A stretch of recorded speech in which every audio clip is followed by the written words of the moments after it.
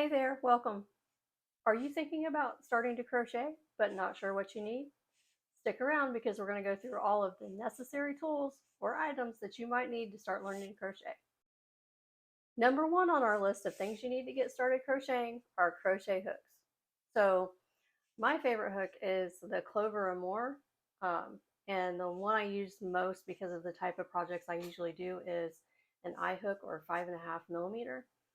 But you can go to your local Walmart or whatever and grab um, a set of hooks that doesn't have to be like this. These are more expensive, but they just work a lot better in my opinion. I feel like they glide through the yarn when you're working with them. But if you're getting started as a beginner, not a big deal. What you need to learn is technique anyway. And for instance, the very first set that I had, or I guess not first set I had, but as an adult out on my own, the first set I went out and bought, because obviously I learned as a teenager, well, not obviously, but I learned as a teenager how to crochet, um, is I had this entire set of, um, I've never been sure how to pronounce it, bowie, and they're just these metal or aluminum, I think, hooks. And here's the same hook. It's an eye hook um, in that version. I've had these for 20 years and they work just fine. Um, you can use those or find a set on Amazon that work just as well. And um, we'll get you started. And then later on, when you are more into refining your craft, maybe you decide to go up to a Clover Amour hook. Number two on the list of things that you're going to need to get started in crochet is going to be yarn. So you can go into a local craft store, you can go to a Hobby Lobby, you can go to your Walmart. All of those places are going to have yarn available. And what I would suggest to get started is just like um, a worsted weight. This is actually cotton. I would use a worsted weight acrylic. It's going to be easier for you to work with and see the stitches. You don't want to use anything that has a lot of fuzziness to it or a dark color. Maybe stick with a light color, because if you start with a black, you're going to learn that you have a hard time in something that dark seeing your stitches. And so if you're first starting out and you're learning, that's not going to be what you want to do. You want to start with something a little lighter in color and something a little more substantial instead of something really fuzzy or bulky weight, because it has a lot more texture to it and will be harder for you to learn how to see your stitches. Number three on our list of absolutely necessary items to get started in crochet is going to be scissors. Now I have this set here, and it is just a small set that came in a craft kit.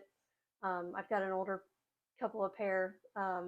The other thing that you can do is sometimes you can get a kit on Amazon or something that might come with one of these. But essentially you need something that you only use for your yarn, your thread, things like that.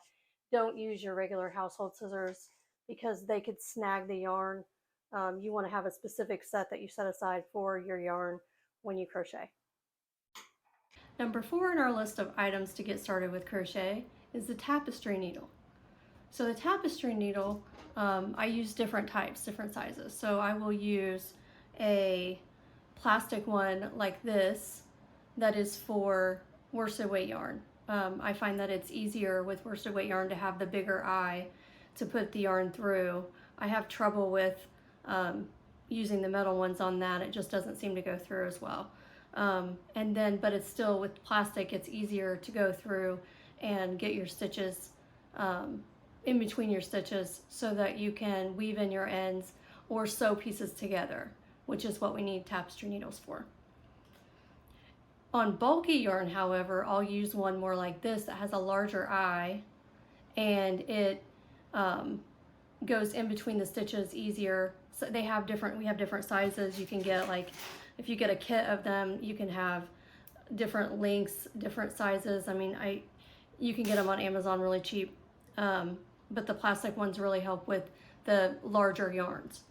However, if I'm working with cotton yarn, then I tend to use my metal ones, and these are, they have different size eyes as well, but I tend to use the cotton with the metal tapestry needles because I find the cotton goes through here okay, but that it also, with the metal tapestry needle, I can still get in between the stitches. And what I find with the plastic ones is I have a hard time getting them through the stitches when I'm trying to weave in ends as easy as I do with the metal. So for cotton, I tend to use the metal. But if you're just getting started and you stick with worsted weight, then if you get a plastic set or even one of these, it should be fine to get you to where you can weave in ends and sew pieces together if that's what you're looking to do.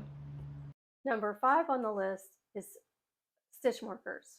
So stitch markers are extremely important for marking your rounds or your new, like counting the rows. So if I'm doing a particularly long project that has a lot of rows, I may put a stitch marker at every 10 rows so it's easier to keep count, because if you get started in there and you're going along and you lose count, then you have to go back and try to figure out how many rows you have. And it's easier to just use the stitch markers, and especially if you're doing something on the round, you need to know when you get back to the beginning of your round. It's just easier to use these. Now, they have these little cute little round ones that slip right into the stitches. They've got ones that are kind of like a safety pin that you can put into the stitches. Or when you're first getting started, one of the things that I did for many, many years, and actually still do when I have one handy because I just think they work really well, is just your standard bobby pin. Those work really good for stitch markers, and they come in and out very easily. They go into the stitch and you don't have to worry about it. And a lot of times you'll have these just around the house. So they're very handy stitch markers as well. Number 6 on the list of items you need to get started in crochet is a measuring tape. Now, you can get one like this that you can pick up on Amazon or at Walmart, and you might even have one around the house. And this works for bigger projects because you can stretch it out. If you have a ruler at home and you're working on a small project, rulers will work for either getting your gauge correct or for smaller projects. But once you get into making larger projects, you're going to want something like this to make sure you're measuring everything out correctly. Hopefully this was helpful. I'm going to start making some videos on easy stitches to use as well. And I'll leave links in the description of my favorite items to use to get started. If this was helpful, like and subscribe so that you can see more of these videos. Bye!